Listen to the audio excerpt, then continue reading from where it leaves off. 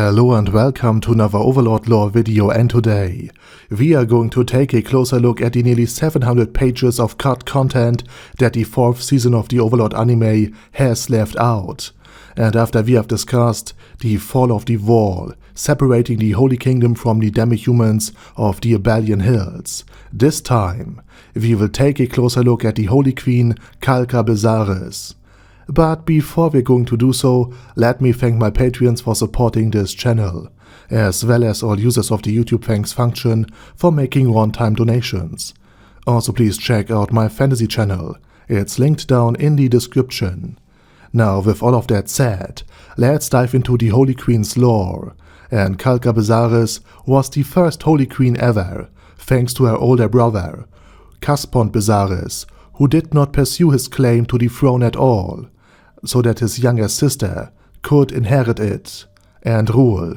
So unlike Rana's brothers, Caspont Besares really liked his sister and was quite selfless. And Kalka, in sharp contrast to Rana, was quite a good person and a powerful mage. She, together with the Custodius sisters, Kilard and Remedios, wanted to change the nation for the better, to turn it into a place of peace and prosperity, and she had the wits and the will to do so. And to top all of this off, Kalka's justice was very nuanced, and it could differentiate between good and evil people, not between good and evil races.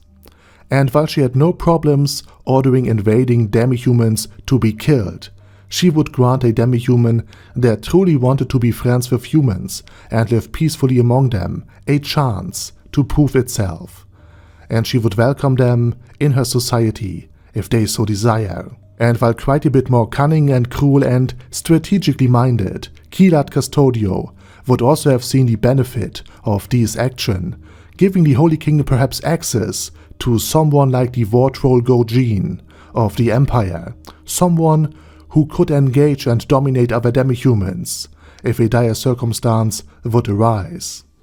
But Remedios Custodio, the head paladin of the kingdom, had all the moral subtlety of an imperial commissar who just shot one of his own men in the back for not advancing enthusiastically enough. Remedios was a dogmatist, believing in a strictly good and bad world. D&D players know this archetype of character as lawful stupid, and she will honor this nickname, do believe me. But also on one single day, everything changed when the Demon Emperor attacked. After a mock battle, Yaldabaoth unleashed his true demon form, or rather, Demiurge summoned his personal Demon of Wrath as a stand-in, so that he could organize and plan other things. And the Demon of Wrath turned out to be way too powerful for Kilard, Kalka and Remedios. Once Yaldabaoth had unleashed his true form, the demon saw the defenders of the kingdom as playthings and not as enemies. And so he did a little Soul Eater reference and picked the Holy Queen Kalka Besares up and used her like a club in order to beat Remedios with it. Naturally, that left Kalka with broken legs and serious head injuries, and Remedios in bitter desperation. And with an impotent feel of rage, hatred and anger that she couldn't even utilize to overcome the Demon Emperor because he still held onto his hostage. Even worse, Remedios' younger sister, Kilard Custodio, was also abducted by the Demon Emperor, and despite the best efforts of the military, the Demon Demi-Human Alliance proved as too powerful. And so Hobrum, the capital city of the Northern Holy Kingdom, had fallen. The demi-human demon army was victorious, and only a handful of paladins had been able to escape the nearly total annihilation of the armies of the Holy Kingdom, while the southern part just basically defended itself and had the Northern Holy Kingdom basically abandoned. But yet, they had hope, and arrived in the Kingdom of Riestais in order to seek assistance.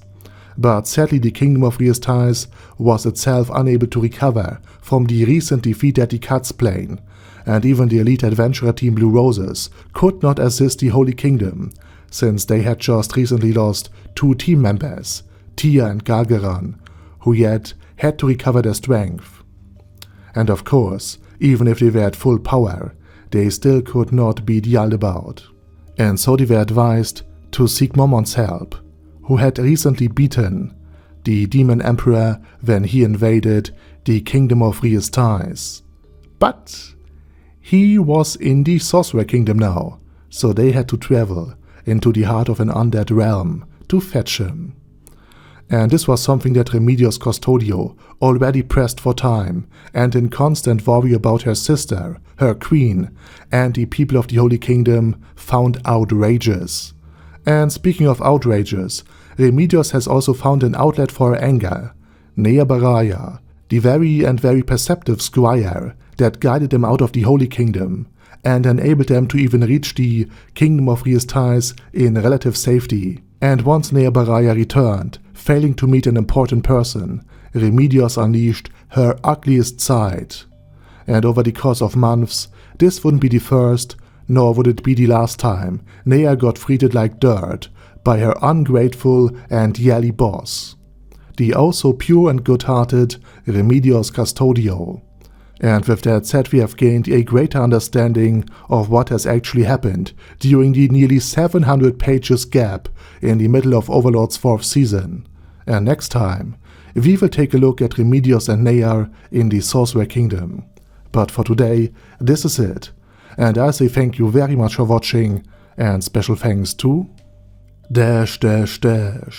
Arder Daddy Arder, Badger Ye, Bad Burrito 316, Beezer, Ben C, Brandon D, Chrissy, Crowley 0221, Sia, Crystal Prime, Dead Slime, Death is Mercy, Deathless Dragonlord, Demon Xenomorph 1987, Devin Downen, Ding Dong, Duckwagon, Dunkler Krieger, Dystopia, Dystopia II, Enigmatic Unicorn, Thralshivan, Guy with That Head, Hector Marino, Hoss, Haster, Jacob G, Jana B, Jason, J. Morris, Chromius, Kyle R, Lee K. Long, Legendarius, Lelouch Britannia with a Mustache,